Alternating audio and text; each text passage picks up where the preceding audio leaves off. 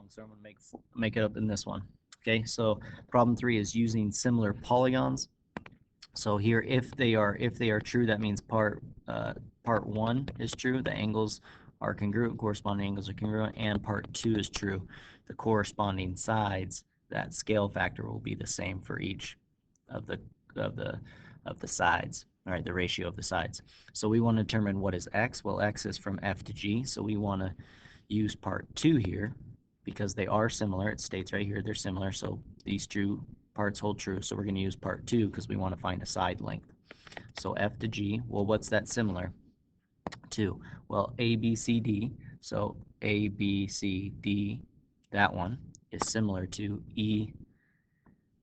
So e corresponds to a, f corresponds to b, g corresponds to c, and d corresponds to itself, d. Okay, so basically I have a big one and a small one inside that, like that.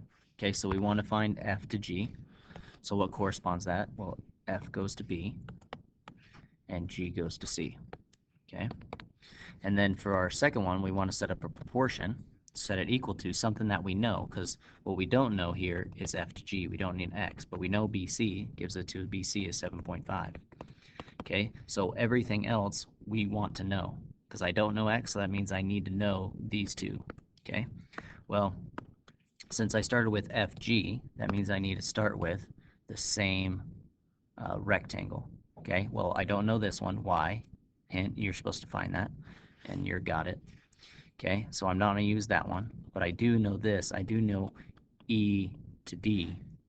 So e to d, I'll put it up here, e to d, I do know that is 6. So I want that 6. Then, what corresponds to e? Well, what corresponds to e is a. And what corresponds to d is d itself. So that'd be this length, 9. So a to d, and that is 9. Now I can solve this just like you did in section 1. So multiply, I get 9x. Multiply this side. I don't know what that is. Something. 45. Can't do that top of my head. I don't know why. Divided by 9, divided by 9. So x equals 5. So that is that distance. X equals 5.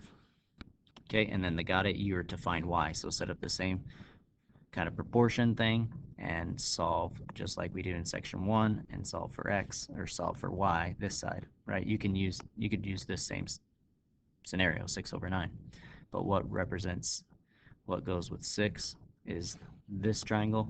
So that means that triangle needs to come right here, which would be your y. And then what corresponds to the bigger triangle. Okay, so that's it. Hopefully it's under 3 minutes. A little past.